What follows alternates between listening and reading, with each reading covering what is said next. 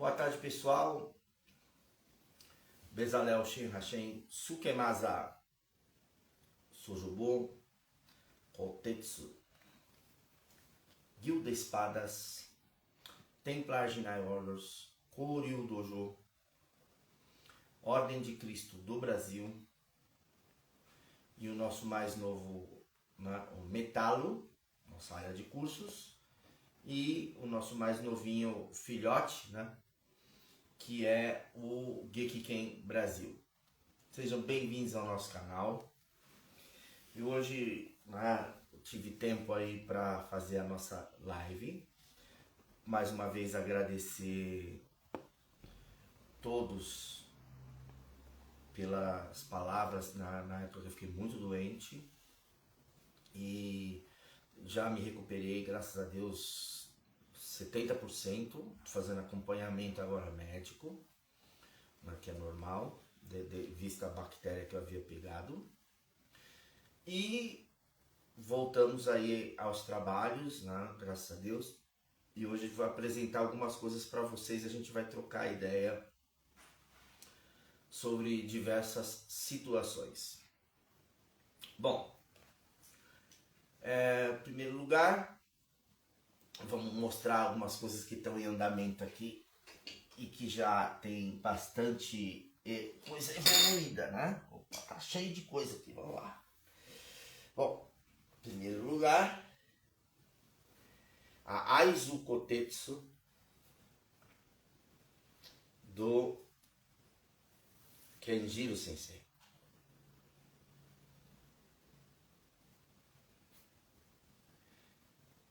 Tá fluindo, polindo, definindo e aqui já nascendo a montagem.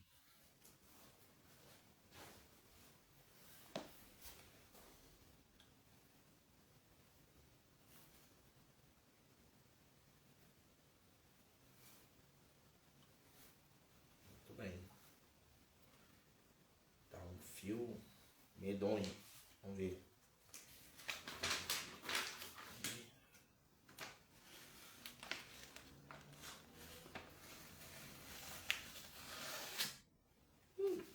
Tô sem apoio. Aí, segura aqui. Aí.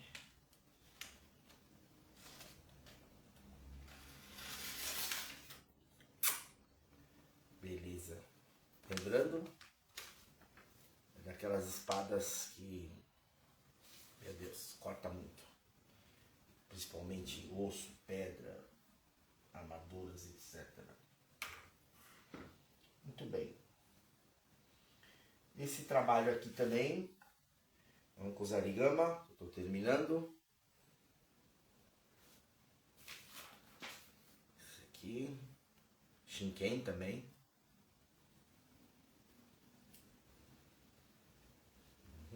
Agora vai colocar a corrente nele e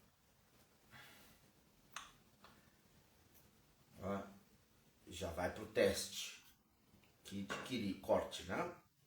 O Zarigama. Nishogama de treino. Isso aqui é um Habiki, ou seja, não tem corte, mas está temperado e é para treinar. Tanto faz colocar corrente, etc, tal, ou treinar como par de foice, né? Kobudo, Kobujutsu e tal. E aguenta impacto, porque é forjado, etc. Esse você pode encomendar ao seu par.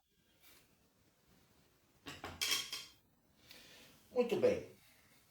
O que temos aqui bacana? Do Kenjiro Sensei também, fazendo com a espada o Aizu Kotetsu Tanto. Olha o tamanho desse tantozinho aqui. Olha o meu antebraço. Certo? Olha o tamanho disso. Maravilhoso, né?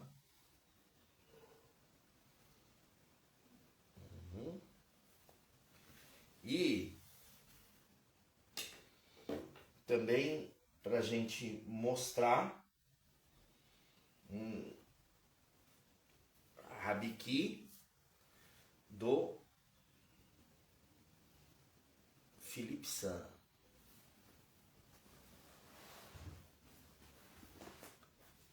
Katana de treino para impacto, Habiki.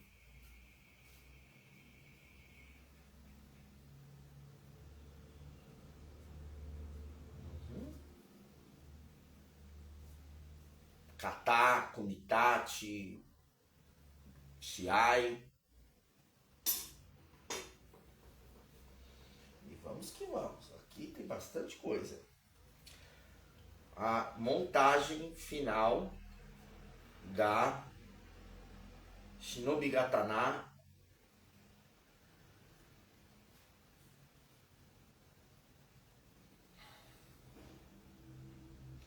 do Roni-san, meu irmão de banda, de ordem, enfim.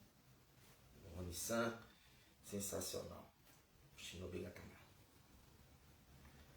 E falta só mais um polimentozinho, tá finalizada a espadinha dele. Essa é a espadinha. Isso corta pra caramba.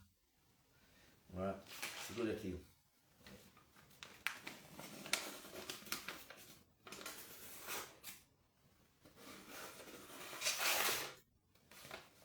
Deixa eu pegar assim. Aí, melhor, né? Que burro, né? Segura e corta por cima. Muito bom.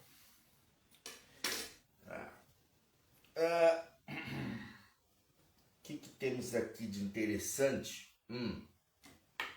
Esses dias um rapaz me perguntou também, Ninjato, né? Shinobigatana, né? Aliás, essa é uma polêmica, né? Sempre, né? Não é mesmo? Sukehiro, sabe? Sim, o povo fica entre, é Ninjato... Tem Ninjato ou não tem? Olha isso aqui. Bom, Ninjato, o termo é um termo pop popular, né? Espada de ninja, provavelmente cunhado nos anos 70 para os anos 80, e de fato sim, por causa daquela leva de filmes e tal. Mas Shinobigatana sempre existiu. Então você vai no museu no Japão, tá cheio. Principalmente museus com armas shinobi, ninja, né? Ninja. Mononofu, ninja, né? Shinobi. Então, elas podem ter pouca curvatura ou nenhuma curvatura. O que elas têm é um formato diamante diagonal, distal tape, né? No caso, e o Hachikomi-zue, Shinobigatana, todas são espadas desse tipo de ideia. Isso aqui, essa bainha aqui dela é fenomenal. Vou mostrar a bainha, né? E ela é uma bainha de combate. Quando o Hiroshi Sensei visitou a gente aqui, ele pegou essa bainha na mão, ficou doido. Então, estou terminando ela. Agora a gente vai fazer o resto da amarração. Então, o Shinobigatana.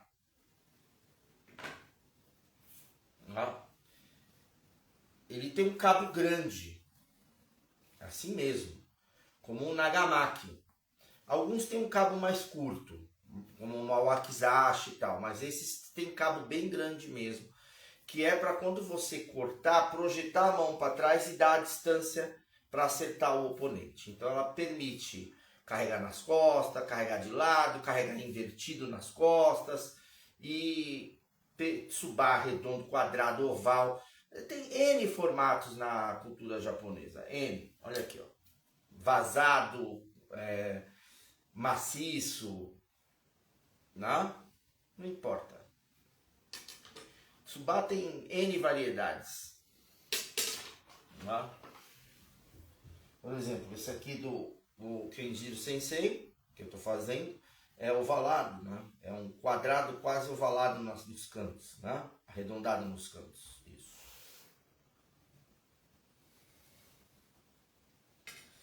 Bom, aqui a gente vai ter também, que eu gostei bastante desse projeto, que é uma nagamakizinha de combate. O que é um nagamaki? É um naginata que virou uma espada. Então, é um facão tático, né? Muito útil também muito afiado, etc. Muito forte, aguenta impacto. Esse aqui é para carregar no mato, sabe? Esse aqui é para você, como é que fala? Para não se perder no mato, pronto. Isso aí. Se você subir a montanha lá, que nem o Beta da montanha, não sei, Roberto, não sei o nome dele, tadinho. Se subir mal acompanhado ou bem acompanhado, não sei, mas para cuidar da sua segurança. Então, esse foi um trabalho. As nossas lanças que estão atrás de mim, tá? Que a gente já deve ter visto no começo da live. Pessoal, aqui a gente tem, vamos lá. A mais alta lá pertencia ao Lohan, né? O Shifu do Smelo, certo? Uma lança Shaolin. Tá, faltam pequenos detalhes para terminar só. Estamos terminando de laquear o cabo, madeira maciça, né? Em T, canela maciço. Seguido de um naginata em Jugaeshi, né? Feito para Hanako-san. Seguido da lança Katakama, né? Yari.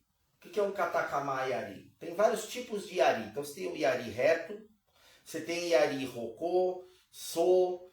Katakama é quando é um kama, ela tem um lado dela que é uma foice, misturado com a lança, que é a ponta reta. Então, é essa daí. E tá saindo também uma junji yari, né? O yari que é uma cruz. Certo? Que estou fazendo para Otaki Sensei. Seguido do Naginata, do formato dele é Fukuro, essa ponta mais ou menos do final do período Kamakura. E a lança, né, um Yari Roko do Domício-san, que vai seguir viagem agora, semana que vem, já segunda ou terça-feira, que está entregue. Então, o Roko, ela é uma lança, peraí que eu vou pegar.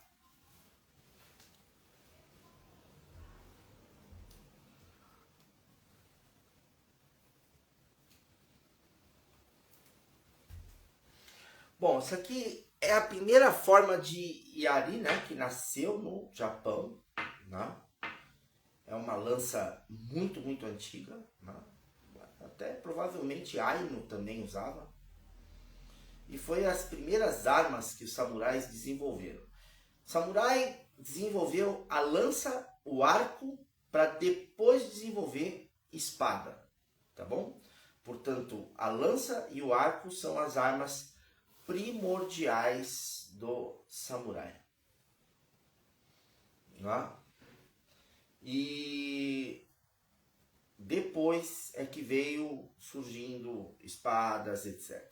O que deu hegemonia ao samurai de combate foi a lança e o arco e flecha. Primeiro o arco e flecha e praticamente junto as lanças. E Rokogaeshi é a forma mais antiga de lança que tem no Japão.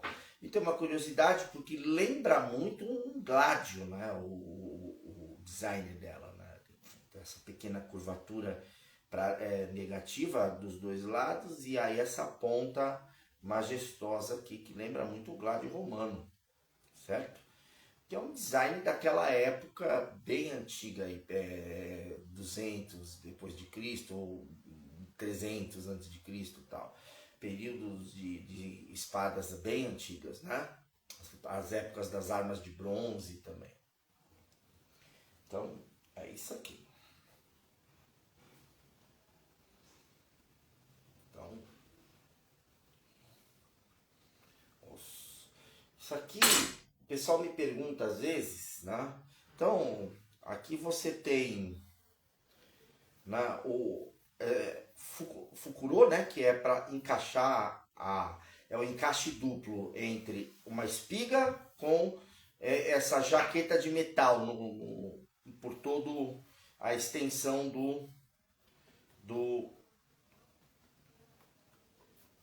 da haste, né? Do ebu.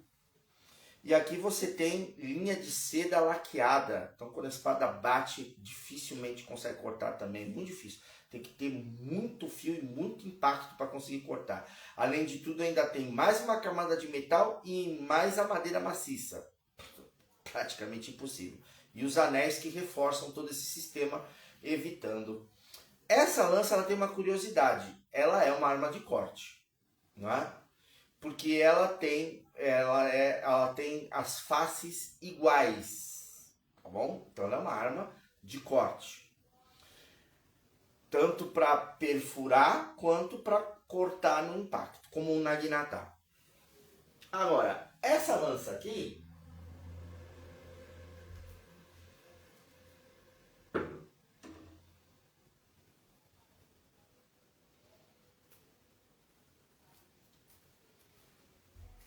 essa aqui não é tanto uma arma de corte. Ela é uma arma de perfurar. Ela corta aqui nessa área e aqui, na ponta, bem na ponta. Mas ela é mais para estocada e para perfurar dos dois lados. Ela tem um corte, né? Mas assim, dá para fazer tamesh? Dá. Por que ela não é tanto uma arma de corte? Vamos observar o design dela. Olha, é um trígono, tá vendo? 2 planos em cima e um plano mais achatado embaixo. Então isso aqui para perfurar áreas da armadura são sensacionais. É uma arma letal nesse sentido. Tá? Agora, se você cortar, bater no crânio, vai abrir. Ela racha o crânio. Ela tem esse poder. Agora, ela é uma arma de corte fino, por exemplo, para fazer um tameshi-giri, vamos dizer assim, num rolo de palha, não é muito adequada para isso. Mas para estocar esse rolo, sim, estocar bambu, tudo que você quiser. Ela estoca de varar, né? Eu já tenho aqui o vídeo da demonstração dela. E aqui, isso aqui é seda com muita laca. Então essa seda ela ficou muito dura, né? Então a espada ela tem dificuldade de cortar seda. E imagine então essa espada com assim, quantas camadas foram, mais ou menos? Mais de 60 camadas, né, de laca. Eu não contei, sinceramente. Eu parei nas 50, mas passou de 60. A gente já está fazendo esse processo de laca dela tem quase um mês já, então. Sim, então toda a montagem dela, né, isso aqui, Carvalho, né? E a janela. Ó, foi da lateral aqui, acontece. É comprido isso aqui, gente, quase... Essa tem 2 metros, aquela ali já passa de 2 metros. Essa daí não tem 2,15. Essa daí tem 2,20. 2,20, né? A que tá na sua mão tem 2,20 e aquela lá em cima tem 2,40. Então, 2,40 metros, né? Vamos pegar ela lá. Então tá aqui, ó. Vamos aqui. Então, tudo forjado, né? Toda essa parte de metal aqui é maciça e forjada, foi temperada. Isso é uma arma. Só de você segurar o peso, essa aqui já está com mais de 1,5 kg. Né? Madeira maciça, o cabo. E assim, o peso dela é mais para a ponta. Se arremessar, vai que nem uma pílon romana, vai que nem um dardo. Certo? Nossa, vamos lá. Vamos pegando.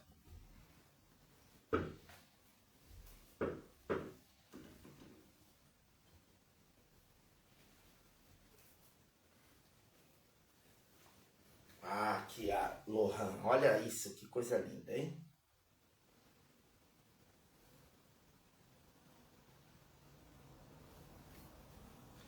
Então, essa é aquela lança 2 meia-luas. Essa é uma arma de perfurar e de corte. Ela tem corte aqui, aqui, aqui na ponta, aqui, aqui. Por dentro, se você tenta agarrar ela, a pessoa gira seus dedos. Isso aqui é uma senhora. Essas duas coisinhas lindas aqui na lateral, elas são de propósito, ó. Isso é uma defesa. Quando o golpe vem aqui, eu defendo aqui.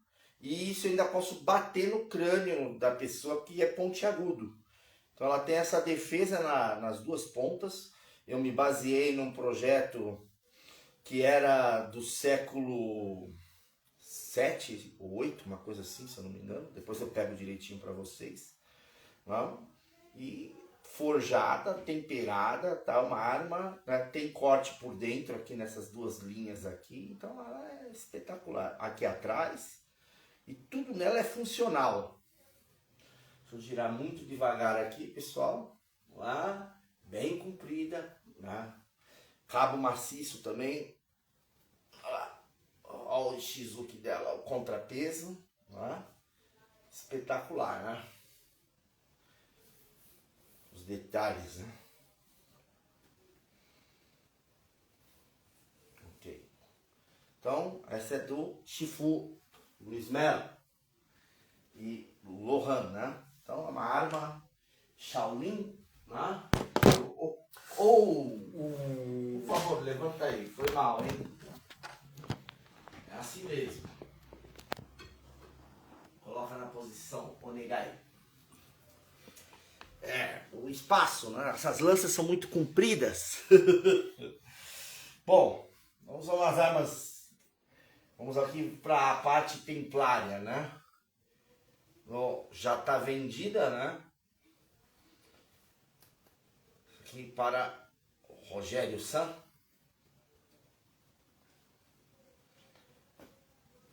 Olha isso. Não tive tempo de enrolar o cabo ainda, vou trabalhar com couro agora aqui para terminar o cabo. Madeira maciça também, aço carbono, forjada, temperada a óleo, a lombarda, né? E estou terminando de polir. E olha essa cruz, que coisa linda esculpida, né? Terminei, olha, fiquei o dia inteiro para poder fazer isso aqui, rapaz, foi um trampo. Tudo entalhando na mão. Espetáculo, né, de lâmina. Vamos lá. Muito equilibrada, muito forte. Ponto importante, né? Tudo isso é forjado. Guarda-mão de aço carbono, né? Totalmente temperado nas pontas. Isso aqui é uma picareta para você bater com o morderhal. O forte dela, né, dá um equilíbrio perfeito, né? Dá para usar com uma mão, dá para usar com as duas mãos, mesmo nesse tamanho. Longa, 1,60 m de espada, hein? Quase uma montante. É um espadone, né? O que mais que nós temos aqui? Dessa parte medieval.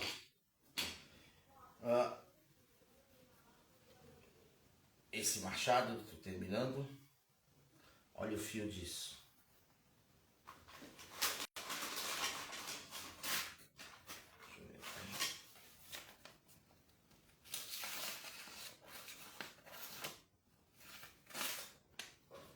Afiado também. E para arremessar, tal. Terminando ele. Mais um machadinho. E por que a gente também está nessa fase de muita lança? Porque vai sobrando material, a gente vai fazendo lança, claro. Umas que estão vendidas, outras foram, né, para dojos também, outras são presentes, etc. Então vai surgindo, né? Sobrou material, né? E vai acontecendo também. Eu não gosto muito de fazer tanto. Não é uma coisa muito do meu gosto fazer. Não gosto de fazer faca. Apesar que tantô não é faca, a gente já conversou sobre isso. O tantô, ele é uma muito pequena espada, mas não é assim do meu feitio ficar fazendo. Porém, quando sobra muito material, a gente vai fazendo. Tá? Tantô e aikushi, né?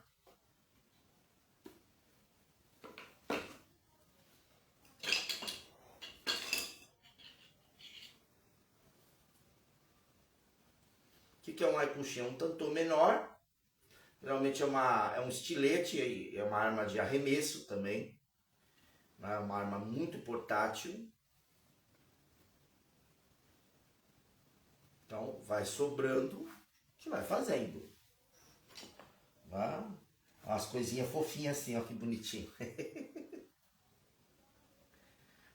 Ó. Esse é aquele kogará, né, que fica do lado da espada. Tá? Kogarazinho.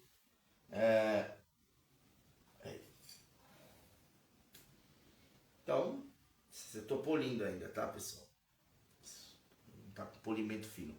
Por que não vale a pena polir fino? Porque fica aqui esperando o cliente. Comprou, poliu fino e entregou, porque senão fica estragando. Ó. Então, a gente vai terminando as coisas. Esse aqui é de um cliente meu. Já vou lembrar o nome dele, peraí. Para arremesso, um kogarazinho também. É que é tanta gente aqui, viu? Ah, esse aqui também. É dele também.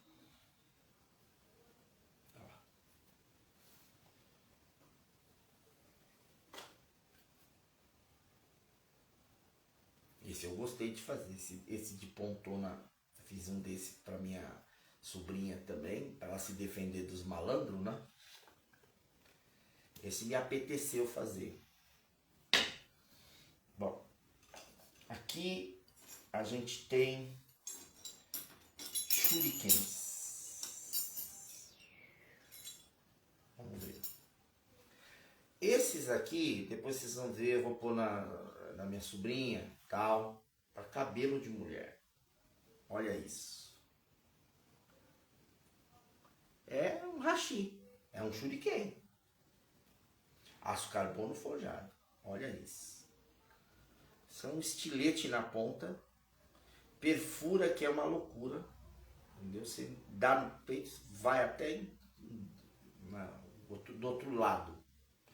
Serve para arremessar e você põe para prender o cabelo. Tem uma pequena bainhazinha aqui na ponta, né?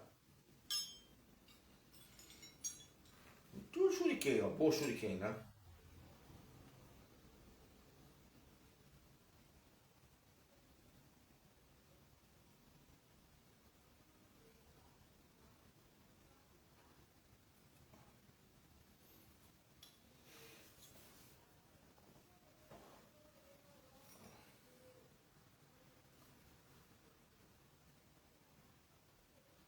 São armas tanto de arremesso quanto de uso na mão, né? Ferramentas, né? Ferramentas. Então vai sobrando, a gente vai fazendo, né?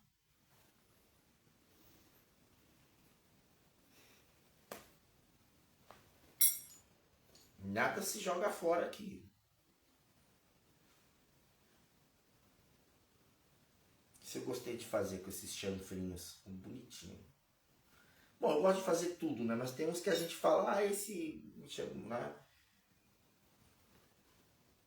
Esse aqui é pequenininho, mas é tão afiado, é tão estilete. Meu Deus do céu. Tchuf, tchuf, tchuf, tchuf. Entra que parece perfurando manteiga. E esse aqui também, esse me apeteceu fazer. Olha isso. Acho que esse é do meio Fuxin Kagiryu.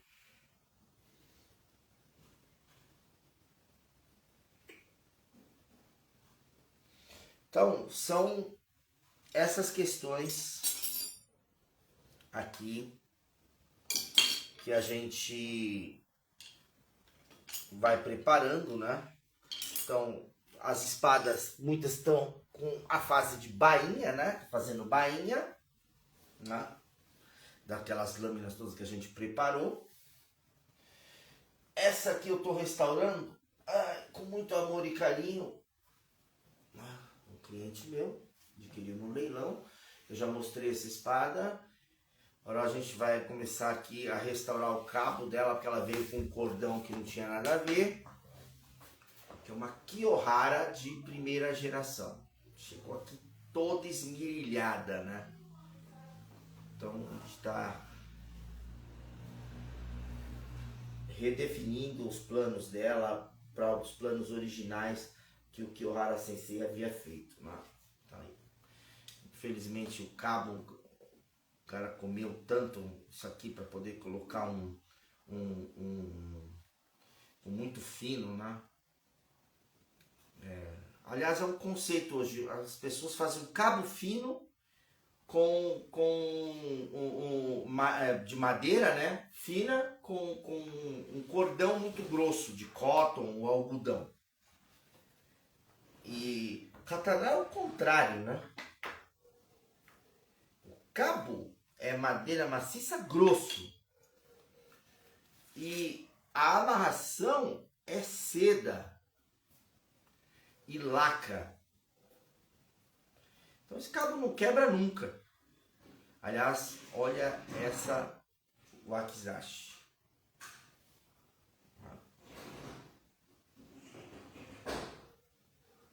Ou que isso aqui.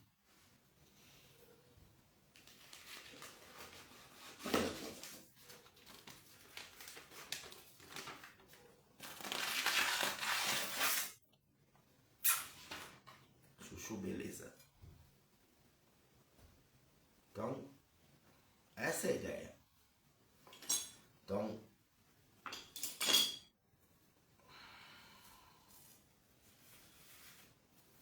aí. Essa aqui é interessante que ela tem couro por dentro da madeira, para depois madeira, depois aço. A bainha dela pesa, você dá uma pancada aqui na pessoa, só com a bainha já resolveu, né? Aço, madeira, couro, bainha de combate. Então, que era isso, né? Hoje em dia, essas montagens, né? Essa bainha aqui, deixa eu tirar aqui, aí, é esse conceito, né? É esse conceito. Couro, madeira, aço.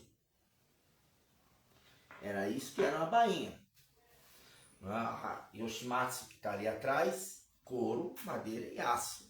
A bainha foi usada para guerra. No período Edo, a gente começou a ter essas bainhas né, só de laca, como essa aqui, madeira e laca. Bom, algumas coisas a considerar. Primeira coisa, no meio de um combate, se tomar uma espadada aqui, sua bainha vai pro saco. Caiu no chão, a bainha racha no meio. Rolou, molhou, estragou. Né? É esse tipo de coisa. Né? Então, no período Edo, como a espada ela ficou, vamos dizer assim, mais cerimonial, começou a se dar mais ênfase ao artesanato, à arte e tal, e foi se perdendo a funcionalidade. Espada de combate, bainha de combate. Né? Então, os elementos de aço, de reforço, couro, seda, laca,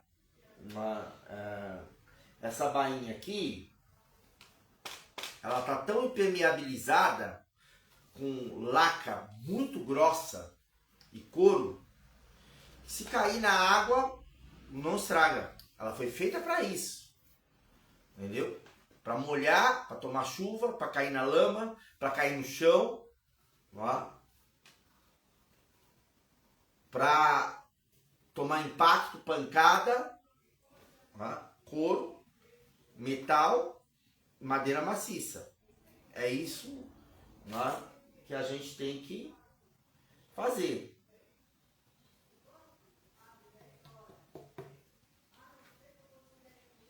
Para que a espada ela seja realmente... Opa, ela tem um jeitinho de se adentrar. Aqui travou, cadê? É aqui. Ela tem a travinha dela. Essa trava aqui, ó. Não é só uma trava no coigute, ela tem uma... Toda espada de combate tem uma trava no coigute e uma trava aqui no meio de couro, para ela entrar certinho e você girar a espada, né? Fiel aqui é para não perder ela no mato, né, tal. É isso. Então, o que mais que a gente tem aqui guardado para mostrar? Isso aqui meu filho reformou, uma cookie que estava aqui há muitos anos. Essa cookie tem mais de 200 anos, mas ela estava muito estragada.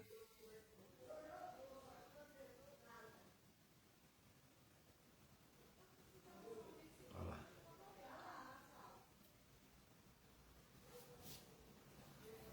Isso aí. Então, restaurada, afiada, etc. Bom, então pessoal, esses são os trabalhos que a gente fez recentemente. Essa parte aqui das espadas. Na questão da esgrima japonesa, o Gekiken, que a gente desenvolve na Federação Internacional de Gekiken e Artes Marciais, a FIGA, ou Kokusei Gekiken na Kobujutsu. Então, Gekiken, o pessoal tem me perguntado bastante. Gekiken é Kendo? Não. Historicamente, Kendo, caminho da espada, é a filosofia da espada, a parte filosófica.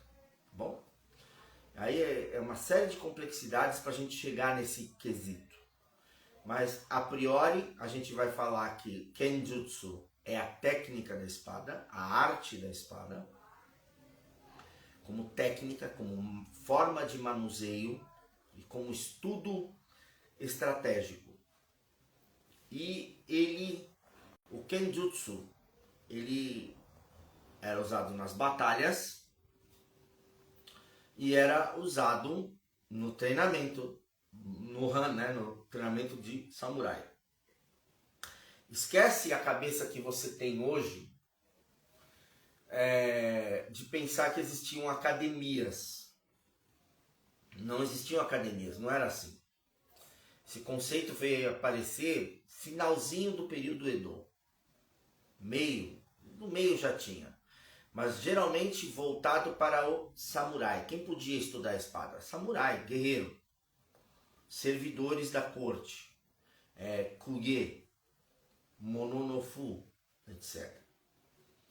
Então, nas antiguidades, isso lá, período Yamato, período Nara, né, período Heian também, isso séculos 8, 9, 10, 11, assim. Então, o treinamento era dado militarmente, muito militarmente. E isso foi até depois do período Kamakura, por volta aí de 1400 e alguma coisa, o Muromachi também Kamakura, que é o Kamakura tardio. E aí a gente finaliza isso com o período Sengoku, né? Período de guerras feudais. E tudo isso era feito treinamento sempre militarmente. Então nem se chamava Kenjutsu, se chamava Heiho, estratégia, tá? Às vezes se chamava de Bujutsu também, de artes de armas, né? Ou também Bugeisha, né? Guerreiros, né? Praticante de arte da guerra, de arte do guerreiro. Bushido não era escrito, era uma ideia transmitida de mãe e pai para filho. Tá? A mãe era muito importante em transmitir o Bushido. O pai está na guerra, né? Então, samurai, né? Então a mãe educava os filhos já com os preceitos das tradições orais. O Bushido é igual em todo clã? Não, cada clã tinha seus preceitos. Alguns convergiam, outros não. Alguns eram comuns. Né? Por exemplo, o conceito de honra, meio, né? Então, vamos dizer, meio que comum. O Bushido ele começou a ser escrito para valer no final do século XVIII, como crítica à forma que a sociedade estava se modernizando. Então esses autores eles escreviam, eles pegaram o relato de muitos clãs para fazer uma condensação desse código. Então, e a arte da espada era a mesma coisa. Então, a arte da espada, né, o chamado Kenjutsu, era Heiho, era estratégia de uso de armas. Lembra que eu falei no começo da nossa live? Você tem primeiro o uso do arco e da lança, a cavalo. Né? Imediatamente vai surgir... quer ver uma coisa? Pega a Tati para mim, o Negashi, a Tati, a Nodachi, grande. São as grandes espadas para se usar a cavalo, né? Ali atrás tem uma Tati.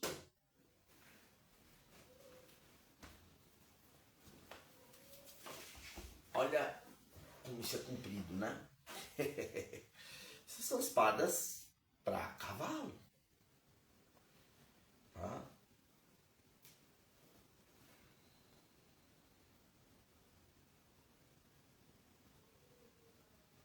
Então elas não são... Posso usar a pé ela? Posso usar a pé, claro. Mas ela foi feita para usar a cavalo ou para enfrentar um cara a cavalo, você a pé. Certo? Então, é uma espada, né? Bem... a gente usa ela normal aqui, tá? Depois, lá no dojo, eu vou gravar, fazer kata com ela. Normal, de Batojutsu. Batojutsu, aliás, vamos falar... Vou fazer uma pequena digressão aqui. Katana, que eu gosto bastante, tal, um katana aqui normal, né, um daito, certo? Aqui, né? Então, não é muito grande, 70 a 73 centímetros, 68, às vezes depende da estatura do guerreiro, certo? Mas de 67 centímetros para frente já é um daito. Não são espadas grandes. E não foi o Yaijutsu, o Batojutsu não foi criado para esse tipo de espada. Isso daqui foi sendo usado em Batojutsu e Yaijutsu. Tá? O Yaijutsu e Batojutsu foi criado para isso aqui, ó.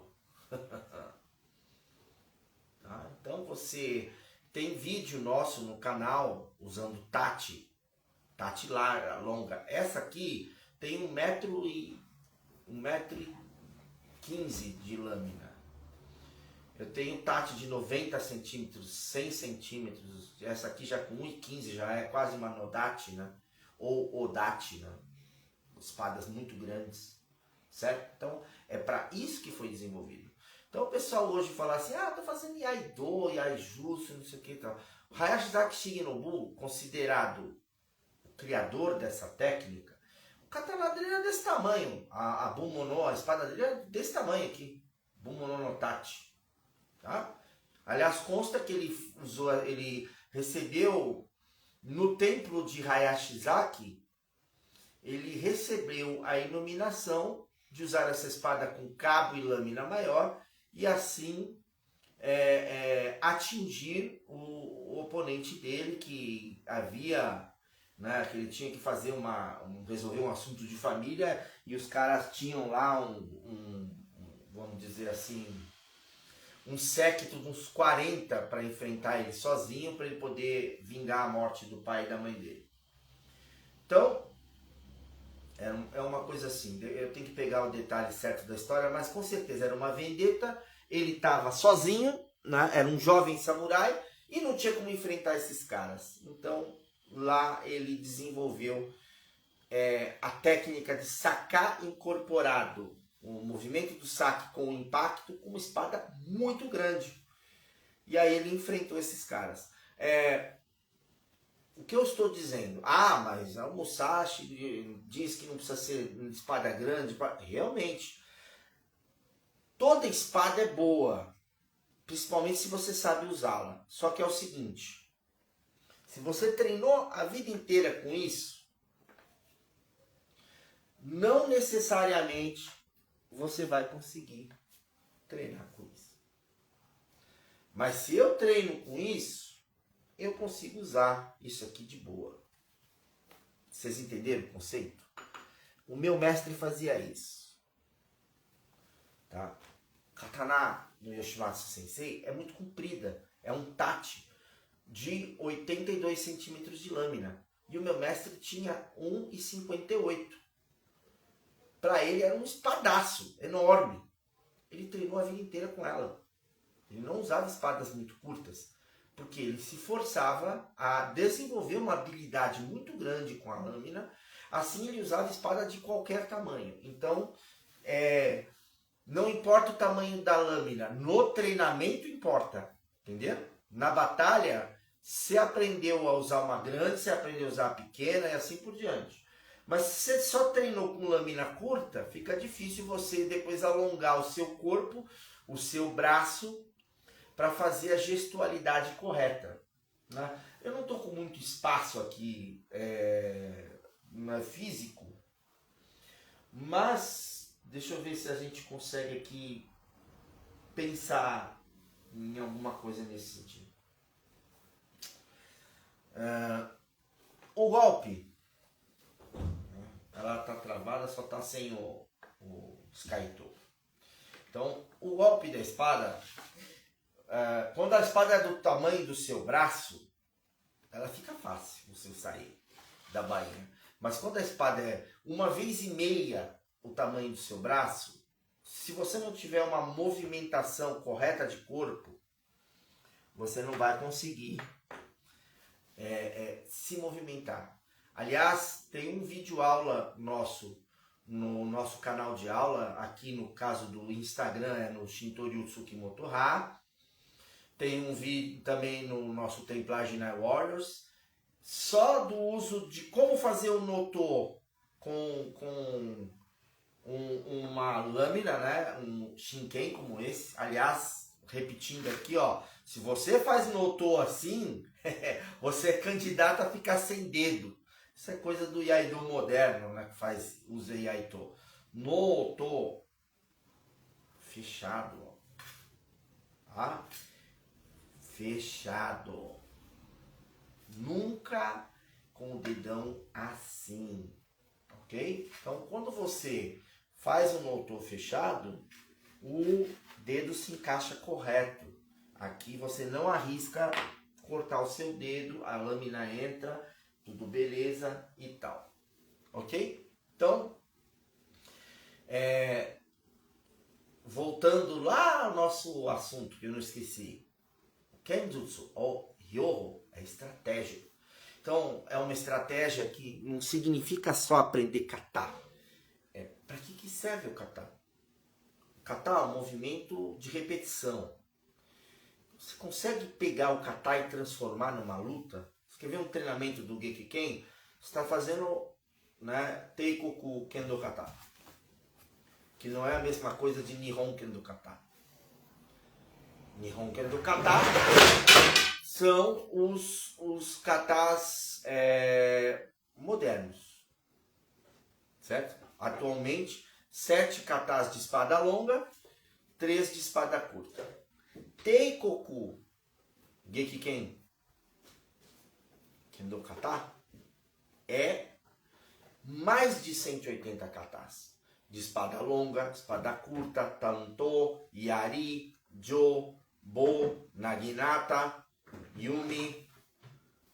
Como assim yumi? Não tem nada a ver com kendo. Antigamente tinha o arco, né? Vocês entenderam? Então por quê? Porque os estilos de Kenjutsu, muitos eram Keizuha, então é um Sogo Bujutsu. Ou seja, te dá conhecimento, exemplo, Katori Shintoryu. Você tem conhecimento do Iaijutsu, do Bato Jutsu, do Tanto, do Kenjutsu, do Nito, tudo Katori Shintoryu, tá?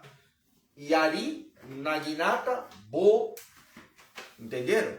Shuriken Jutsu, Shikujou Jutsu, que é o conhecimento de como invadir castelo, construir fortalezas. Então, Katori Shintoryu, entendeu? Então, isso é um Sogo Bujutsu. Mas o nome antigo disso, Heiho, estratégia, ou Ryoho. Ó, Ryoho é literalmente estratégia de combate, é estratégia marcial. Heiho já é uma coisa mais espiritual. As palavras, o kanji é quase a mesma coisa. Muda um pouquinho a forma de escrever, tá? Mudando o rei para paz, ro, forma, tá? E ryo para método, ro, né? Também forma, o soldado, né? Também. Então, ryoho é treinar o soldado. Heiho é treinar um estrategista. Ambos se misturam. E lá na frente isso iria então virar Bujutsu, artes marciais.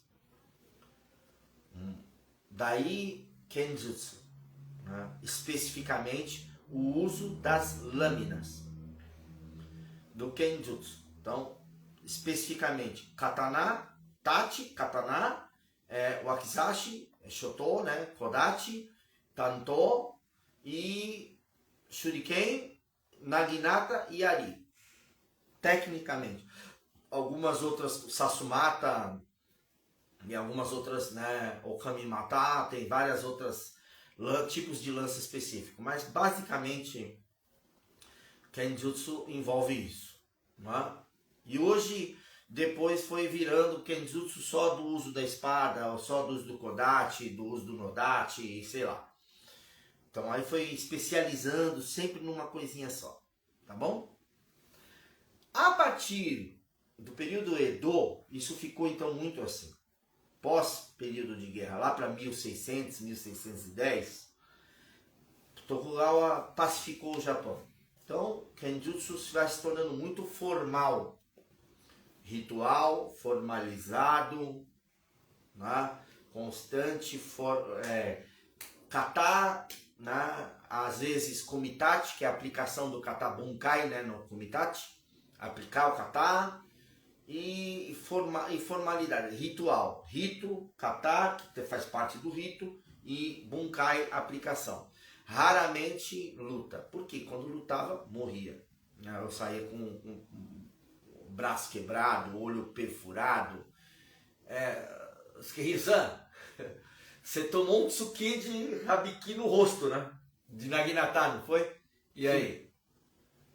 Bom, eu perdi sangue pra caramba. Entenderam? Então, claro que tem que tomar Mas fiquei cuidado. cego. Tem que tomar cuidado pra caramba. E não tinha corte.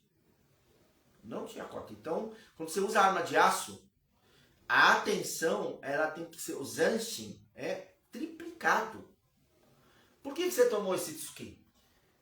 Bom, o que aconteceu não foi nem que eu tomei uma estocada propriamente dita, mas o que acontece? Quando muitas das defesas do Naginata, né, e de armas de aço no geral, você deixa a haste de frente, porque com a ponta de frente pro cara, porque ele vai tentar contornar para te golpear e a pessoa acaba se empalando com o próprio golpe. Ou seja, você meteu a sua cara na ponta da lança, não foi? Foi. Bom, isso acontece por causa do seguinte, ó, é o que eu sempre digo, Kendo moderno avança, né? Treinar muito avança. Quando você... E é importante. Eu não tô... Lembre-se que tudo que eu falo sobre Kendo não é para ser pejorativo. É uma análise profunda. Eu amo Kendo. Eu cresci no meio do Kendo. eu tive a honra de ser aluno de mestres de segunda geração de Kendo, dentre eles o Haruka Yamashita Sensei, o oitavo Dan, Yoshitaka Kyohara Sensei, que além de ser meu mestre de forja, também foi um dos meus mestres de Kendo, e o Tsukimoto Akira Sensei. 3 grandes mestres de Kendo. Fora isso, eu treinei com a nata do Kendo do Brasil. Fujiwara Sensei, Ebihara Sensei, Watanabe Sensei, todos eles. Treinei com todos eles. Harashima Sensei, o Takahashi Sensei, nossa, vários. Yokoyama Sensei, todos eles. Treinei com a nata do Kendo no Brasil. Então eu tive a honra de conviver com a segunda e terceira geração do Kendo. Eu sou terceira. Mas detalhe, Kendo é uma coisa. Como eu estou falando, Gekiken é outra coisa. E Kenjutsu é outra coisa. E não venham me dizer, eu já vi, tem um blog aí, outro dia me mostraram esse blog, nem lembro o nome do blog do cara. Também não é esse o objetivo de denegrir ninguém. Mas ele escreveu que Kenjutsu não existe, que tudo foi unificado no Kendo. Não, não foi nada. Não tem nada a ver. E eu provo isso historicamente. Tá? O Japão, ele fez uma unificação do Kendo esportivo para poder fazer o Kendo voltar no pós-guerra. Foi proibido. Que, aliás, só para entender, a ordem, né? Heiho Ryoho, Kenjutsu, Gekiken, Teikoku Kendo, Kendo pré-guerra e era Showa. E aí Kendo moderno. Tem 4 artes com teorias completamente diferentes antes da gente chegar no Kendo moderno. Vocês entenderam isso? E no Iaido moderno, Seitei Gata. Entendeu? Essas duas questões aqui, dessas artes modernas, elas têm a ver com o pós-Segunda Guerra Mundial. Japão tomou um pau na Segunda Guerra Mundial, perdeu, né, a guerra, por N motivos, e não interessa, perdeu militarmente, tira o sonho da cabeça, muito legal, foi uma guerra poderosíssima, a Guerra do Pacífico, o Japão lutou muito, enfrentou uma superpotência, que era os Estados Unidos, mas o Japão também era superpotência. Aliás, era até uma superpotência maior que a americana, na época, tá? Com uma tecnologia muito maior. Só não tinha o tamanho dos Estados Unidos, nem o tamanho da economia americana. Então, o que aconteceu foi que o Japão, né, não foi só por causa da bomba atômica, ele perdeu.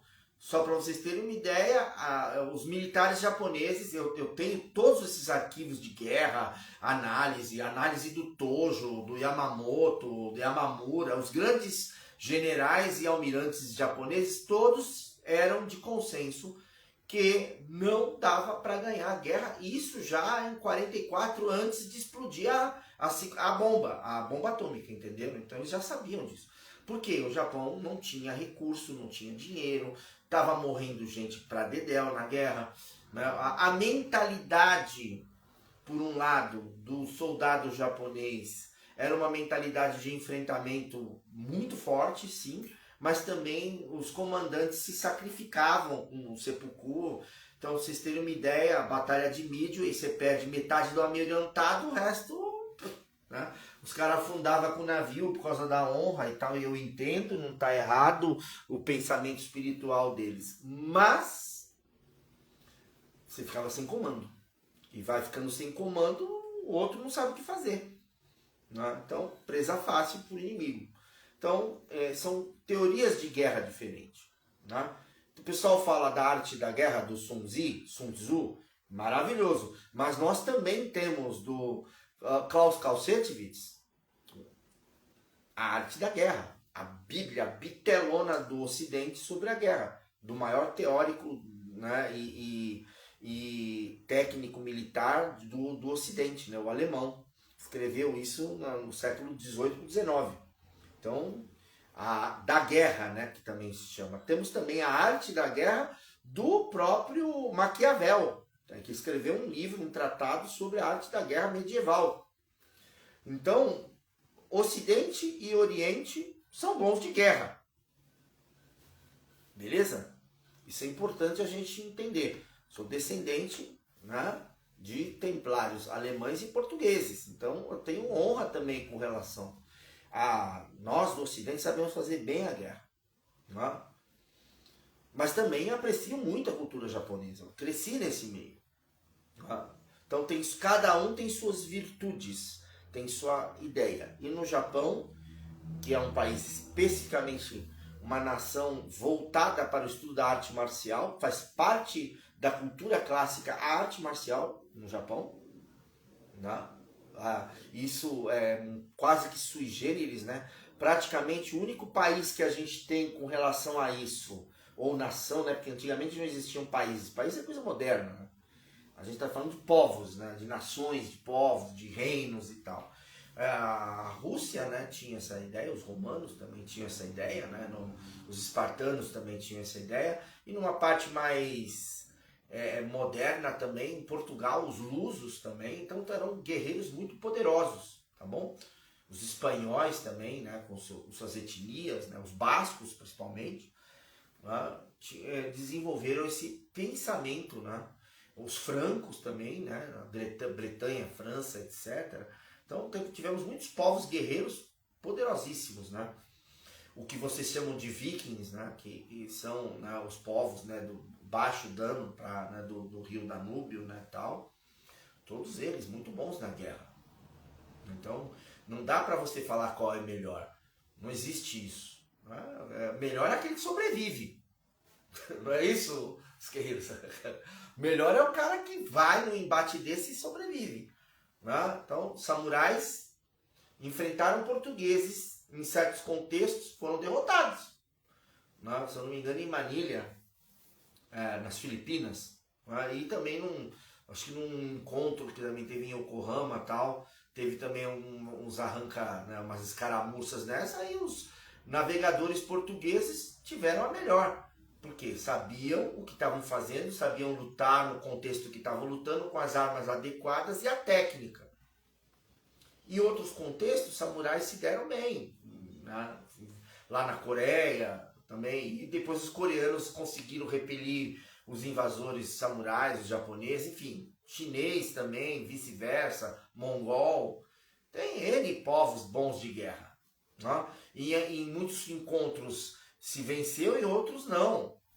Então, a arte marcial japonesa ela é uma arte marcial essencialmente útil para o combate. Isso eu posso afirmar com muita sabedoria. Como de outros povos também. Eu amo artes marciais, mas o Japão tem uma excelência. Tirando o romantismo, anime, blá blá blá. Eu estou falando isso porque há 50 anos eu estudo artes marciais. Elas são úteis. Ponto final. Elas são pragmáticas e úteis. Né? Se você quer aprender a dividir um homem no meio com uma espada, não tem coisa melhor que a arte marcial japonesa nesse ponto. Coreana também, o Kondo é fenomenal. E assim por diante, ok? Chinesa também, China, enfim, tem, né? Capoeira, a arte marcial brasileira tem várias aqui no nosso país, né? Uca, capoeira, luta marajoara, a galhofa que veio, né, de Portugal também, o jogo do pau que veio de Portugal para cá, o jogo de bengala, né, o jogo de machete, o maculelê. Nós temos N artes marciais aqui que funcionam bem. Eu estou falando do maculelê como arte marcial, tá? Porque tem a dança, né? Assim como no Japão tem o Kembo, dança com espada, que preservou a marcialidade. Então, não pense vocês que aquilo não é uma arte marcial. É uma arte marcial, foi usada na Guerra dos Guararapes, pô. Uma das maiores batalhas aqui, que morreu um monte de gente. A Guerra da Degola, por exemplo, aqui no Brasil. Então, a nossa esgrima crioula é patrimônio cultural e patrimônio imemorial do povo brasileiro, desenvolvido nos pampas, nos gaúchos, etc. Então, nós temos artes marciais fenomenais no mundo todo. Como o nosso assunto aqui dessa live é a arte marcial japonesa e também a arte marcial medieval, os Cavaleiros Templários da Ordem de Cristo e tal, então eu posso dizer que no Japão, como a gente falou, a evolução do Kenjutsu por volta do final do período Edo, começaram a se desenvolver, né? Fukuro, no começo do período Edo já tinha Fukuro Jinai, que era o Shinai de bambu, encapado de couro, se treinava sem proteção, e depois se desenvolveu o Shinai. Pega um Shinai para mim, por favor. Ela tá lá na parede, lá no canto. Aí. Muito bem, isso aqui é um Shinai, né? Aí. O Fukuro Shinai é um Shinai de bambu encapado com couro macio para impacto. A gente tem lá no dojo e tal. E o Shinai normal é um Shinai de bambu, uma arma de madeira, né? Para Bokuto também, me dá, traz um pouquinho.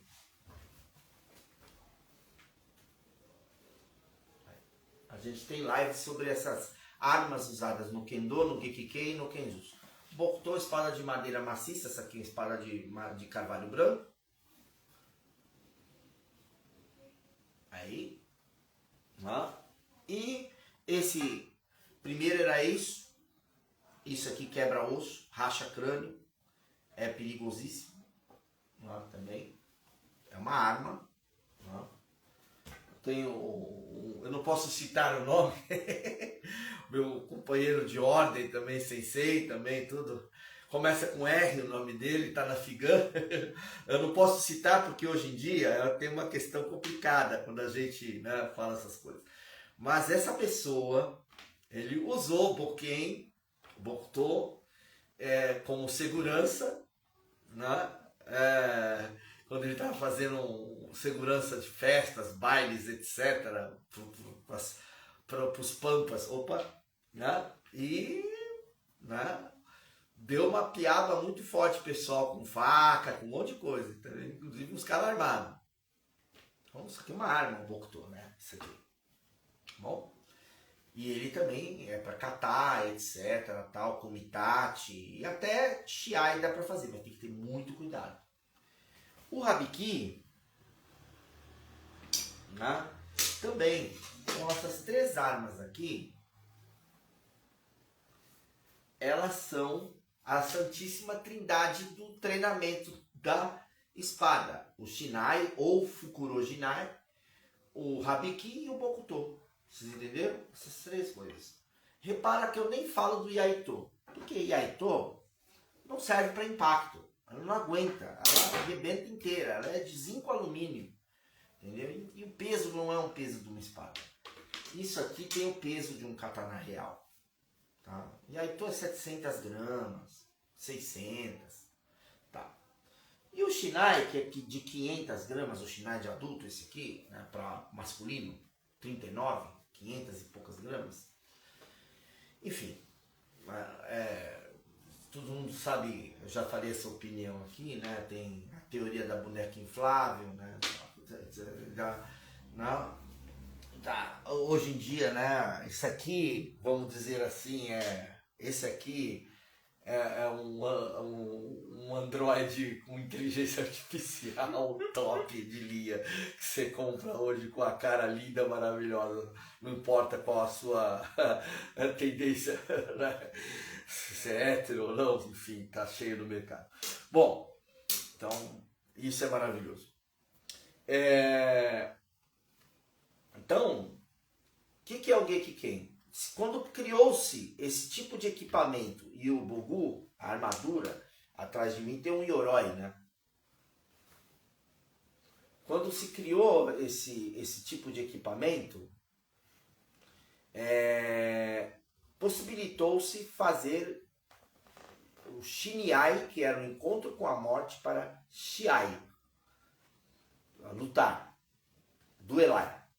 Tá bom? E aí, a partir daí, então, se chamou isso de Gekiken, atacar, defender com a espada ou com punho. Por isso o Gekiken tem luta com armas, por isso fala Gekiken como Jutsu. Tem Gekiken, que é só espada, Geken ou Gekiken como Jutsu, que é todas as armas, tá? Em simulacros, que aí você tem as modalidades bambu, madeira maciça e aço. Se você for ver o Kendo, não tem nada disso, tá? Kendo é o uso exclusivo do Shinai. Quando muito você treina Kendo Kata com Bokuto, Boken, e raramente você vai usar aí um Yaito, tá bom? Para fazer Kendo Kata, que é um Yaito um pouquinho diferente para Kendo Kata. Ele é um pouquinho mais forte, mas não é o nível de um Habiki. Ele não pode dar aquele impacto, oh meu Deus, de luta. Vai quebrar. E o Iaido que vai usar o Yaito. Né? Muito bem. Então, isso, Gekiken, a partir do final do período Edo, os estilos, principalmente o Jikishinkage-ryu, Yagyu-shinkage-ryu, Maniwa-ha, Munen-ryu, Shinto-ryu, vários estilos tradicionais de Kenjutsu e Aijutsu, Batojutsu, começaram a ter Gekiken. Aizu Kage-ryu, tá? Então, Onohai Itoryu, Hokushin Itoryu, principalmente, né, do Chiba Shosaku, eles desenvolveram Gekiken, lutar aplicando o que se aprendia no kata numa luta real, com um embate real com o oponente, você está protegido. Então, tem uma diferença. O Yoroi é uma arma de combate. O Bogu é uma proteção para você não se arrebentar. Eu costumo dizer que Bogu é um rolo de Wara em movimento que revida. Né? É um Tameshi que revida. Que é para você cortar, para você atingir o oponente várias vezes, sem ele se machucar tanto. Então você está protegido. Quando eu luto com um Yoroi, o Yoroi é parte da estratégia de defesa e ataque. Quando você pega uma manopla, né, o kote, tetsukote de um Yoroi, que é feito de aço e laca e tudo, e dá no rosto do oponente, você arrebenta a cara dele. Então, você dá uma cabeçada com um capacete, você machuca o oponente. Um chute, você está todo de armadura. Então, a armadura ela também é um objeto de ataque, além de defesa. Vocês compreenderam isso? O Bogu não. O Bogu é uma armadura acolchoada para tomar pancada. Como, por exemplo, quando a gente treina a esgrima medieval, eu uso o gambeson, que é aquele colete todo acolchoado, com luvas acolchoadas, para você não machucar. E uma máscara, entendeu? Aquilo não é para você ir para uma luta real. Isso aqui é para você ir para uma luta real ou uma armadura medieval. Tá? Era para ir para uma luta real. Né? Ou hoje em dia, modernamente, capacete, colete, prova de bala, etc., que é a armadura moderna de combate. Ok? Então, o Bogu não é isso, não é para isso. É só para você não se machucar. Muito bem, então baseado em conceitos da armadura real, né? Mas ele não tinha esse objetivo. Então, Gekiken é isso. Atacar e defender com uma arma, ou sem arma. Então você vai ter o uso das espadas de todos os tipos, do Naginata, do Yari, das armas curtas, né? O Tanjo, Jo, não importa.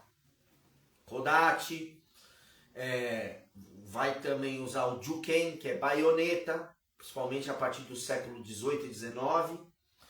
E vai também ter corpo a corpo, Jiu-Jitsu e Atemijutsu, chute, pontapé, porque Ken também é punho. Tem outra grafia para Gekiken que escreve com punho, Ken, espada. Então, Gekiken é isso. E todos os grandes mestres de Kendo treinavam Gekiken. Ok? Incluindo os meus mestres. O Gekiken chegou no Brasil por volta de 1925. Em 1928 teve campeonato de Gekiken no Brasil. Está documentado isso nos jornais das colônias japonesas. 31, 32, 34. Era Gekiken, tinha também o campeonato de Kenbu, Shibu, campeonato de Tameshigeri. Tameshigeri, vamos lá. O que virou o Tameshigeri hoje? Tameshigeri é testar uma espada. Vocês aqui que sabem no canal que a gente tem Aratameshigeri. Aliás, eu acho que nós somos o único grupo, né, dentro do Koryu Dojo que preservou a Aratameshigeri. Porque eu sou um cortador de pedra e de aço. O Jason Sensei é um cortador de pedra e de aço. Marcelo Sensei é um cortador de pedra e de aço. E Kenjiro Sensei é um cortador de pedra e de aço. Sabe por quê? Porque nós tivemos mestres de uma coisa chamada Gorinkai. Opa, falei. Não era... Esquece isso. Deixa pra lá. Eram coisas que veio depois da Shindorei. Esse pessoal, eles não estavam interessados em esporte. Estavam interessados em arte marcial. Budo, Bujutsu. Tá? Principalmente capitaneados pelo Eiji Kikuchi Sensei, lá em Pereira Barreto. Tá? E também o pessoal que treinava também o grupo dentro como é que chama lá? Oh meu Deus, cooperativa de Cotia. Cotia e Pereira Barreto. Essas duas cidades, elas são cruciais para o Bujutsu no Brasil. Tá? Então não era esse pessoal que estava ali para bater Shinai e fazer ponto, não. Eles cortavam gente. Compreenderam a diferença? Então ali se preservou os golpes verdadeiros. Eu vou tentar fazer um movimento aqui para vocês entenderem uma coisa. É assim, hoje, por exemplo, essa postura do Iaido assim, tá? Ó, não sei se dá para ver aí. Vou tentar ir um pouquinho mais para trás. Aí. Aqui. Ó, né? Então.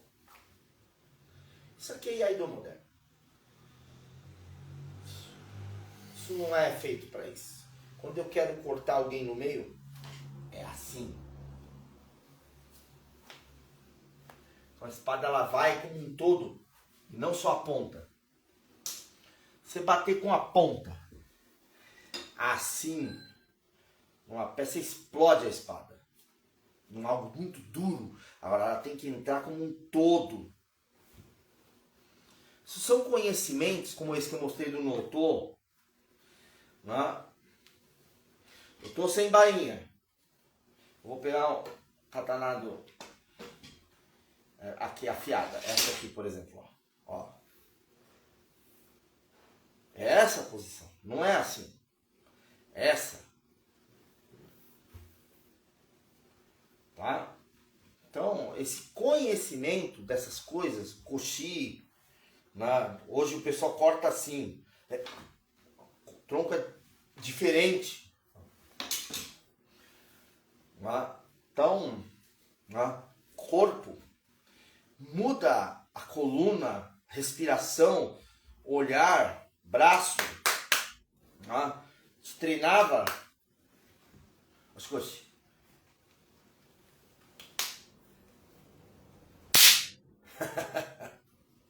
Entendeu? Treinava sem armadura, o oponente descia o golpe no seu corpo. Para nós é a mesma coisa que nada. Hoje em dia você bate, o cara tem colete com mais almofada por dentro e fala, ai, muito duro. Vem mais um pouquinho para cá. Aí. Entendeu? Eles foram treinados assim. Dessa cipuada, treinamento muito severo que nós passamos, os meus filhos passaram, você desce pancada. Né? Treinamento marcial na forja também, forjar as espadas é muito rigoroso, exige muito do corpo. Exige mais do que o treino, na minha opinião. 60, 70 graus está o ambiente. Vocês têm ideia disso? Se você me permitir falar, eu acho que a forja exige mais do corpo que o próprio treino. Sim. Quantos kirikaishis? Fala aí, quanto a gente faz num kangeiko? Dependendo do kangeiko, a gente faz 24 mil. 24 mil. Tá bom? Então, Pedro, bate 1.000 kirikaishi. O mínimo é 6 e os mais longos a gente faz 24. Começa, no dojo é assim, 6 mil, 12 mil, 18 mil, 24 mil. Compreenderam isso? Quando chega a 24 mil, é praticamente 8 horas batendo. Pá, pá. Você começa meia-noite e vai para 6 horas. Dá umas 6 horas de choya com suburi batendo. Ok? E a pessoa vem me falar, 500 suburi. Entendeu? Presta atenção no que eu vou falar. Rosumi Sensei foi um dos nossos mestres de Kendo. Rosumi Sensei tinha terceiro Dan na Federação Moderna. Mas ele tinha um terceiro Dan no Butokukai, o equivalia a um sexto Dan Renshi. Entendeu? Ele dava pau em todos esses caras aí. Entendeu? Moderninho aí. Certo? O Kendo virou isso. E como nasceu o Kendo? Como eu falei, o Kendo, o Teikoku Kendo, ele se diferenciou do Gekiken em algumas coisas. Exemplo, as regras. Como a gente viu, Gekiken tem ampla quantidade de golpes, de ataques. E o Kendo foi reduzindo. Kote, Mendo, Tsuki, Yokomen, tal, Gyakudo. Foi reduzindo. E o que era o Kendo então? Era a ideia de um duelo singular, porque Gekken tem combate também múltiplo, vários, né? Treinamento coletivo, com um exército, por exemplo. E aí foi se tornando cada vez mais uma diferença entre ambas as artes. Filosoficamente, os teóricos do caminho da espada, aí a gente vai ter o Yamaoka Teshu, a gente vai ter Harigawa Sekiun Sho. Então, esses mestres, o próprio Yagyu Munenori no Tajima, eu posso dizer que meio que o Kendo nasceu com o tratado de dois mestres, Miyamoto Musashi e o Yagyu Munenori no Tajima, o Rei Hokaden Sho e o Gorin no Sho. A gente vai falar de uma questão que já era Kenjutsu para Kendo espírito, Kendo como filosofia, tá? Não é a técnica. Quando eu falo Kendo, não pensa assim, Kote, Mendo, Tsuki, não existia isso. É que esses teóricos, eles falaram, na realidade, sobre Budo, né? A migração para um sentido mais espiritual do caminho da espada, tá? Não confundir com Budo como esporte. Judô, Karatê, Kendo, Naginata-do, Kyudo. Por exemplo, Kyudo, né? Kyudo moderno nem se compara com Kyujutsu. Kyujutsu, além de toda a questão cerimonial, você tem o Yumire, que é este combate. Você dá 10 flechadas no cara em 1 minuto. Agora, o Kyudo moderno é 10 minutos para disparar uma flecha. Entenderam? É uma outra busca. Ambos aprecio muito também, claro, mas é uma coisa diferente. Né? Naginata, Atarashi Naginata, moderno, uma outra coisa. Naginata Jutsu, Sojutsu, arte da lança é outra história. As buscas são diferentes. Mas esses guerreiros lá atrás, principalmente Yagyu Munenori, né? Do Yagyu Shinkageryu e o Miyamoto Musashi, vamos dizer assim, escreveram sobre o espírito das artes marciais. Depois mais alguns outros autores surgiram, né, dentre eles o Harigawa Sekiun Sho, por exemplo, que escreveu sobre o espírito das artes marciais. O Ono Tadashi também, do Onoha Itoryu, eles foram escrevendo sobre esse espírito. Né? O Matsumoto Bizen no Kami também, do Kashima no Tachi, do Kashima Shinryu, Kashima Shinkageryu. E aí você vai ter também depois os tratados propriamente ditos. Então esse é o período que começa a nascer o Budo como filosofia. E Budo se traduziu em Kendo. Ken. Katana também se fala To, Katana, e também se fala Tachi, né? Mas Ken significa espada, vem do chinês, Jen. E é algo como o pincel também, ou seja, iluminar, aquilo que te ilumina, que te educa. Portanto, falar Ken é a espada para educar alguém. Então, uma esgrima para educação espiritual, moral, cívica, etc. E é ótimo, beleza. Então, o Kendo foi se diferenciando do Gekiken neste sentido. Agora, significa que Gekiken não tem filosofia? Claro que tem. Kendo. Todo praticante de Gekiken segue a filosofia do Kendo. Muito simples. Certo? Mas não está atado às regras do Kendo moderno. Que são regras restritas para que a modalidade aconteça do jeito que acontece. E uma das nossas diferenças é que Gekiken é objetivo. Cortar, se pegar, por exemplo, encostou a espada aqui, ó, é ponto, sabe por quê? Porque você perdeu a jugular. No Kendo, você bota a espada aqui 1 hora no cara e no máximo toma uma falta. Você entendeu? Então são regras subjetivas. Gekiken, você cortou a mão do cara de baixo para cima, arrancou a mão dele fora. Acabou. Entenderam? Então são coisas diferentes. No entanto, então eu penso assim, Kendo como base, maravilhoso. Para educação do jovem. Meus filhos treinaram Kendo, eu treinei Kendo, meu neto, enfim. Agora, como técnica marcial, aí você tem que evoluir. Do Kendo, você vai evoluir para Kenjutsu, Gekiken, etc. E Aido, Seitei Ai, para estética, maravilhoso. Para postura, respiração, é um começo. Você pode treinar essa vida inteira, não tem problema nenhum. Né? Agora, para evolução marcial, você vai ter que treinar Iaijutsu, vai ter que treinar Batojutsu, vai ter que treinar Tameshi Giri. E voltando ao Tameshi Giri, o Tameshi Giri moderno é pensar em cortar palha, pensa em cortar no máximo um bambu. Não, Tameshi Giri se cortava pedra, se cortava aço, se cortava outra espada. O que o Hara Sensei fez Tameshi Giri, tem um Aratameshi famoso que ele cortou katana num pedestal, você põe a espada com o Ra pra cima assim, ó, e você cortou ela em 3 pedaços, entenderam? Era isso. É outro tipo de experiência, é um outro tipo de visão. Na arte ocidental, também, a esgrima olímpica, né, sabre, florete e tal, é uma coisa. Esgrima de combate é outra.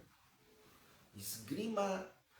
O pessoal confunde também com esgrima histórica, não sei o que. Não, pode ser de combate e nem não necessariamente ser histórico.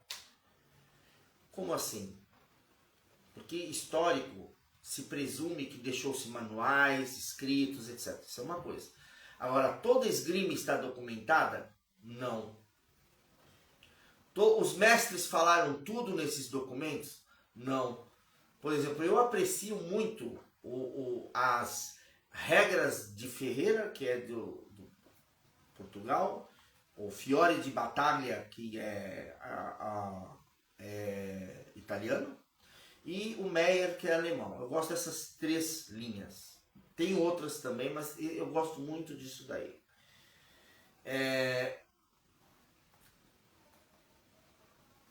Tá tudo descrito ali? Esses mestres escreveram tudo? Ninguém guardou o pulo do gato? Entendeu? Claro que sim. Aliás, o que é Bujutsu no Japão? Em Shintoryu, tem até uma vez uma pessoa me criticou quando eu falei assim: ah, você mostra uma coisa, mas você ensina outra no dojo. É claro, kata de Shintoryu dentro do dojo é uma coisa, para o público é outra. Entenderam? Eu estudei Kashima Chokoryu, Shintoryu Batodo, Shintoryu Shinken Bujutsu, estudei como é que chama? Emeiryu Mito, e também estudei de espada também, o Katori no Daha. Quando você apresenta o público, você apresenta uma versão que pode apresentar. O que a gente aprende, Ryoho, Heiho, estratégia, é só dentro do dojo. Por quê? Eu não vou ensinar alguém a me matar, né? É óbvio. Então, esse é o mesmo pensamento na espada do Ocidente, mesma coisa. Então, eu duvido que Fiore de Libelli, aquele maravilhoso mestre da esgrima italiana, tenha escrito tudo. Miyamoto Musashi escreveu tudo. Aliás, ele não escreveu nada. Os alunos dele que escreveram o Gorin no Sho, ele ditou o que ele achava interessante e depois ainda falou assim, ó, joga fora que saiu um monte de besteira. Essa é a verdade sobre o Gorin no Sho. Aí o Terao Magonojo e o Musashi Ori ficaram com pena e não jogaram fora, por isso que hoje você lê o Gorinojo, o livro dos 5 anéis. Então, o Miyamoto Musashi olhou para aquilo e falou, ó, isso aí não serve para nada, joga fora, melhor não falar nada. Então o verdadeiro caminho, é claro que eu ensino de verdade, mas eu ensino grupos de alunos diferentes. Isso também nos leva a, né, por exemplo, no dojo, aluno é uma coisa, discípulo é outra. O aluno vem, aluno vai, discípulo está aí até hoje. Então a gente tem discípulos que estão no dojo há 30 anos, num dojo centenário como o nosso. E eu tenho aluno que cisca 1 ano, 2, 3, 5, entendeu? Não é a mesma experiência. Não é a mesma coisa. Muito bem. Então, para que eu vou ensinar um homem a cortar uma pedra no meio, ou então cortar... E se você corta uma pedra, você corta um corpo humano como se fosse nada. Um aluno? Então, você tem que se perguntar se você quer ser meu aluno ou quer ser meu discípulo. Então, e tá tudo certo. Tem gente que é aluno. Ele vai ter uma experiência no dojo. E tem gente que é discípulo. É um outro comprometimento. Compreenderam isso? E desses discípulos tem uma palavra que chama Degashira Mondin, aqueles que cruzaram o portal. Na arte templária, no Ars Lucta Templaris, né? O que é Ars Lucta Templaris? Um monte de conhecimento de esgrima que nós templários usamos em combate. De esgrima, de armas tradicionais e de armas modernas também. Claro, outro dia um cara me falou assim, hoje em dia a gente usa fuzil, acabou, enroscou, morreu, né? Então, em primeiro lugar, as armas tradicionais são feitas para você treinar corpo, mente, vontade, adestramento, capacidade de resistência. As armas modernas, para você ter capacidade de destruição, é óbvio, capacidade de efetiva. Entendeu? Um templário, né, usa isso de forma à excelência. Vou dar um exemplo. Nakayama Hakudo, um dos pais do Teikoku e do Kendo moderno, e também um grande mestre de Gekiken, além de ser um exímio espadachim japonês, ele era um exímio esgrimista, ele adorava esgrima medieval, pouca gente sabe disso, e era um exímio atirador, tanto que ele foi oficial do exército. Então ele usava fuzil, metralhadora, tudo. Normal. Então, quando você entra num trabalho de alguém para falar de besteira de fuzil, se o nosso trabalho é voltado às espadas, é isso que eu quero falar. Agora, eu sou um armeiro, eu construo o que eu quiser. Já mostrei aqui. Né? Se eu quiser construir um fuzil moderno, eu construo, eu tenho conhecimento para isso. Né? E hoje em dia, então, com impressora 3D, não precisa ser muito, né, ridículo, né? É que eu não me interesso por isso. Né? O meu interesse maior o meu interesse maior é por.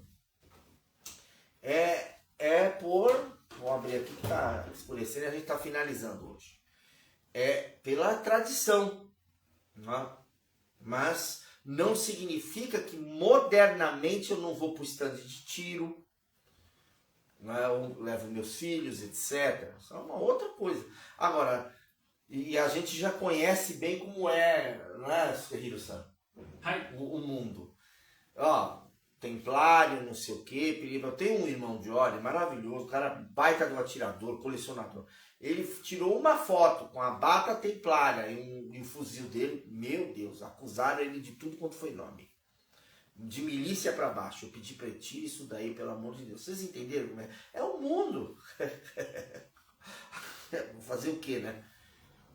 Então, se eu estou mostrando a tradição, já tem gente que pega no meu pé. Outro dia eu estava ensinando a arremessar a machadinha, os caras vieram, entendeu? Vocês não fazem ideia. Então, o meu canal, dependendo da mídia, já tomou uns 15 bloqueios. Por causa de coisinhas que a gente falou do tipo a mais. Eu tenho que tomar cuidado com os termos que eu uso. falar em código, porque aqui, né, se resumiu a isso. Agora, tem gente que pega um fuzil, dá tiro para todo lado na festa funk e ninguém enche o saco. Mas você falou de treinamento, milícia. E olha, ponto importante aqui. Quando nós somos guerreiros, eu não estou nem aí se você é de direita, de esquerda. O que nos une é o caminho do guerreiro. É uma outra coisa. As minhas convicções sociais e políticas, problema meu. Aliás, dentro do ambiente da ordem é a mesma coisa. Não se fala sobre política, nada disso. Cada um. Tem os que se sentam à direita do rei, tem os que se sentam à esquerda do rei. Você escolhe. Entendeu? A escolha é sua. Tem aqueles que vão no palácio, na torre mais alta do rei, né? Servem a Deus. E tem aqueles caras que querem servir lá no subsolo. Vai fazer o quê? Lá na lixeira, né? Outro dia eu falei isso com... Como que chama? Satanista, né? Esses caras que apareceram. Respeito tudo, tá, gente? Acho interessante. Eu falei, eu sirvo a Jesus Cristo, sirvo o rei dos reis. Né? Yahushua, Meshia, Malek, Al-Malik, Jesus Cristo, rei dos reis. Agora, né? Buda também, respeito pra caramba, entendeu? Com certeza, que também era um rei, tá? Era um kshatriya, Buda era um guerreiro. Né? A pessoa, Buda é calmo, não sei o que, essa história do Buda gordinho, o Buda não era gordo, ele era um kshatriya, era um mestre de yoga, treinado, tudo quanto que era arma, era um guerreiro. Tá? Siddhartha Gautama, nós estamos falando dele, né? Filósofo espiritual, ele reformou o hinduísmo. Né? Yoga veio dos guerreiros, né? Shiva, Krishna, tudo guerreiro, Mahabharata. Aliás, recomendo, tem no Netflix um desenho maravilhoso sobre o Mahabharata. Lá, pega lá, digita Mahabharata, Batalha de Kurukshetra, vocês vão se deliciar com as verdades marciais que tem ali no Mahabharata. O filme também do Peter Granger, maravilhoso. Né? E quem puder ler o Mahabharata, mais ainda, baita tratado espiritual. Os Vedas, tal. A cultura indiana, a arte marcial hindu é mãe de praticamente todas as artes marciais, né? O Kalaripayattu, a mais antiga, tem quase 10 mil anos. Então, a arte marcial é feita de guerreiros para guerreiros. Ela vai além de política, de tudo isso daí. O resto é secundário, é humano.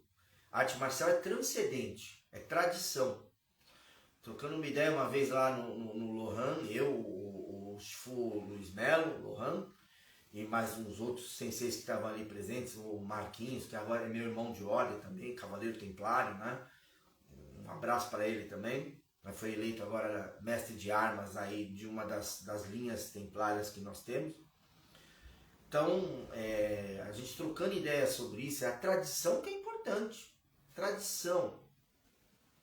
E a tradição é a arte marcial, é a essência da religião, seja qual ela for, é família. Isso é tradição. Agora, você quer confundir com política, aí vai para outros parados. Né? Lembrando que política é uma vaidade humana, um mal necessário, né? Mas ela não deve ser o contrário. A sua vida não deve girar em torno da política, e sim a política deve existir para facilitar a sua vida. Simples assim. Bom, então acho que a gente falou bastante hoje, né? Bom, pessoal, é isso. Então, Baruch atah Adonai, Toda Adonai, Domo arigato gozaimashita Gokuro-sama. Então, abraço para todos, até a próxima live. Então, e a gente se vê depois com muita calma, assistam com muito carinho quem puder, etc e tal. Não, eu não gosto de ficar avisando que eu vou entrar. A gente faz essas lives todas aqui de forma despretensiosa, vai ficar gravado. Quem está ao vivo, quem não está ao vivo, não está ao vivo, e assim por diante. Quem assistiu, muito obrigado. Quem não assistiu também assiste depois, e também se não assistir, vai ficar aí. É horas para views do canal. Estamos aí. Saiu! Saiu!